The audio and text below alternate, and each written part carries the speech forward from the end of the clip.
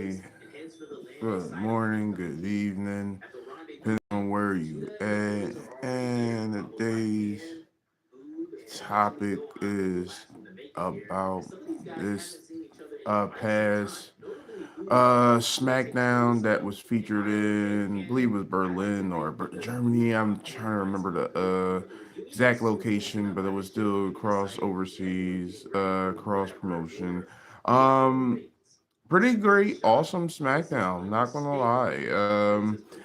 Opened up, of course, with the segment of Drew McIntyre as champion. He had to go ahead and celebrate that. Of course, he had to get the infamous "screw you" out to everybody who never supported, always doubted, and for every positive reason why Drew has earned that right to say that. Um, Without a shadow of a doubt. And, with all due respect, Drew McIntyre has earned the right to honestly say however he feels at this point. So, honestly, congratulations again to Drew McIntyre on becoming champion now. Again, happy for him. So we saw. I'm pretty sure you was familiar, especially watching wrestling back in the 2020s when COVID era was out. It wasn't that much going on. So, Randy Orton appeared. Of course, he has to cut the promo with Drew being champ, and ended up letting them know that at any point in time, if I'm winning this tournament, because there is a number one contenders match. There was number one contender matches that were going to determine the fatal four way for next week, and that there's going to be a matchup that will be happening to determine Drew McIntyre's next number one contenders matchup, and it was The Miz versus Randy Orton, which, like I said, Jacob Fatu ended up coming out and he ended up attacking Drew, which Drew ended up leaving, which ended up having The Miz coming out and attacking Randy Orton, which prompted to skipping to the segment of Randy Orton versus The Miz for the qualifying matchup. And pretty great matchup overall, but ended up having Randy Orton coming out with emphatic RKO. Sorry about that. On the Miz, for the quick 1, 2, 3, and will be advancing to next week's Fatal Four Way matchup. It did showcase another slew of superstars. Of course, they went and dropped back to last week's match which was between Alexa Bliss when she had lost. Sorry about that. When Alexa Bliss had lost her matchup to Julian for the Women's United States Championship, which Julia had retaining because of the interference from Lash Legend and Nia Jax, and which that had having this match. You could say they had a little small segment between Alexa Bliss and Ale- Bliss and Charlotte Flair. So it ended up having like a little small segment with them, which they ended up having a women's tag team matchup against Corey Gray, Julia, Charlotte Flair, and Alexa Bliss. Um, so so that way, that match ended up happening. Charlotte Flair and Alexa Bliss ended up getting the win, which then Nia Jackson Lash Legend then attacked them from behind, um like I said, had Julia and Corey um kind of had like a little mid segment or just like a little shouting segment with Nia Jax and Lash Legend. I'm guessing because of their multiple interferences during her matches, which then imprompted to a women's, which next week is going to be on SmackDown, which will be a women's triple threat tag team matchup with Lash Legend, Nia Jax, Charlotte Flair, Alexa Bliss against Julie and Corey Gray. Um, going to be a should be a great matchup. Should be a good matchup again, and that should be a well put together match right there. Which within next we're going to get to the next segment, which the interview was with Damian Priest in order to cut the promo. Um, Next matchup, which was Solo Sikoa versus Damian Priest. Really high output matchup. Definitely was knowing there was going to be a banger per se. Maybe there was going to be some heavy hitters. Which ended up having gotta make sure I had ended up having that SmackDown segment. I believe it was do believe that was Damian with the win per se. If I'm wrong, I'm probably am. Didn't get a chance to. I just had viewed it. But I think I believe it was Solo Sokoa. So matter of fact, no, it was Damian Priest. I do apologize. Damian Priest did come through with the win because the Wyatt Six ended up showing up and everything because they wanted back their clock because they had lost their tag team matchup last week, which this had imprompted for the Wyatt Six defending their tag team championships against the MFTs. Don't know which of the opponents that is going. I don't know which of the MFTs are going to face for the titles. It could be Tanaloa, and it could be a mixture. Zillifat, not Zillifatu, but what's going on? But yeah, this could be a slew.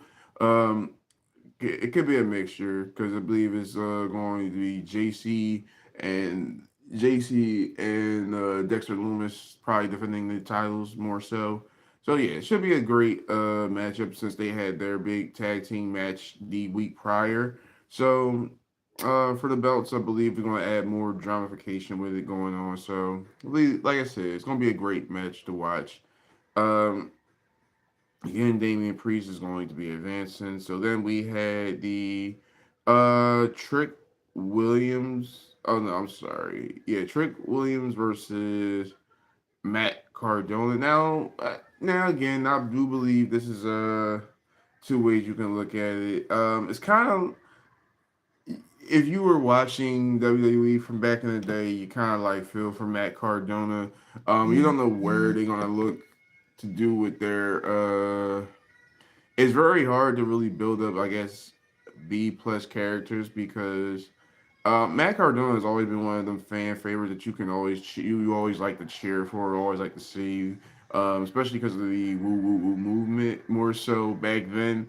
Again, he was entertaining for his time and who he was, and just to see him come back is it's pretty epic. But him and Trick Williams ended up having a match. Uh, I probably started watching and I was like 4 or 5 or 6 at that point. It was like still in elementary, to be honest. My favorite wrestler at that point was Kane. But yeah, Trick Williams and Matt Cardona ended up having a match, which Trick ended up winning. And again, this is another tournament advancement within the Fatal Four Way. So Trick will be in the Fatal Four Way matchup next week. Again, kind of early for me for preferably for a young star. I did say Trick is going to be. Yeah, I was in the attitude adjustment, so I was watching X Pac and Kane at that point. More so, the top guy was Stone Cold for me, but Trick ended up having to win. Not saying that this is not well deserved. I feel like this is a good showcasing for him, especially to keep him built up, especially depending on where you see him in the limelight going further per se. I do kind of see how this will work for Trick. Like I said, going forward, depending on who you have him booked up against. Again, Matt Cardona is a decent veteran name to go ahead and have him in the win lose category, however you want to look at that.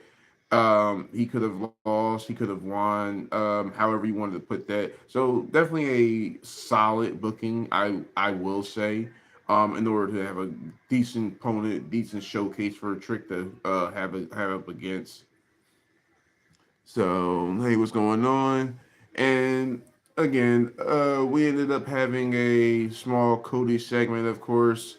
He's not going to get no rematch. No. And he ended up having a few choice words saying he has a receipt for one said person, which is Jacob Fatu. Again, if you probably saw tonight's SmackDown again with me, then we are getting Jacob Fatu versus Cody Rhodes at sorry, I do apologize, at Saturday night's main event. I don't know if y'all are going to watch that, but it would be something to honestly probably be a hard hitting, it'd be a definite great match to probably end up watching. I'm not sure how good, but it'll definitely be one good showcasing. So especially probably going forward, seeing who Drew will probably be facing at that point. So, it could be an implement to a lot of things. Who knows? Depending on where the opponent in the storyline falls back to, this could be interesting, pretty much. And depending on how you would probably look at these next two matches, they were honestly honestly decent matchups. No lie. Carmelo Hayes had of course, the United States Open Challenge. Of course, guys, Carmelo Hayes did show out. And the surprise opponent was actually Leon Slater from TNA, the X Division champion. And no lie, Leon Slater, for his age and where he's at in his young career, he is showing up a lot. And I don't know if WWE is planning on making him a big time star or just even like just a star on the main event card soon. But I can honestly see the push. Be awesome. HBK didn't do it for me. He's actually one of my collaborators. He's actually one of my friends I do one of the shows with now. He's actually one of his favorite wrestlers of all time. But arguably mine's Randy Orton, AJ Styles, and just from the small independent scene. If you talk about big people, then you're probably going to say Taker. But yeah, so it's like I said, great showcasing from both of these young stars. I'm pretty sure if you've seen that cutter that Carmelo Hayes have done, I like Carmelo Hayes' athleticism. I really do feel like the United States title is definitely fitting well on him, especially because of how they are showcasing it with the Open United States Challenge and still keeping that run from Sami Zayn to dragging off even to now to the opponent. Again, very, very well showcasing. Like I cannot say nothing else more. These young superstars are really showing you that they're here to stay. Knocking on wood. Hopefully that they don't have a rough bump or rough land that takes time off for them. Hopefully, but really great showcasing from Leon Slater. Again, I'm hoping to really honestly see more. He did had a great matchup against Obafemi. You didn't expect him to win, but you did like how the way they did make him look against that said superstar. And again, Obafemi is also one of them other superstars who went and left NXT, and now he is definitely on the verge of becoming a main roster superstar. Against who that where he lands is another thing. I would love to see him probably on SmackDown. Yeah, I'm probably definitely Jeff Hardy's another one of my friends, family members. He's a very dangerous high risk. If you like high risk superstars, I can honestly say between him, Darby Allen, and there's a few other superstars that take like definitely different high risk maneuvers that I like to see. A young AJ was always a great one to see and watch, or Chris Sabin per se. But again, yeah, we have a very star-studded matchup, and then the last qualifying Matchup, because again, Trick Williams has been added. Yeah, AJ Styles is definitely phenomenal, and that's my one of my favorite independent wrestlers that I've ever seen. And again, guys, we are going to see uh the last qualifying matchup. It was determined it was Ilya Dragunov versus Sami Zayn. So of course, if you are familiar, Sami had lost the United States Championship to Ilya Dragunov, which Ilya did lose it to Carmelo Hayes, and that's how we ended up getting a nice championship run.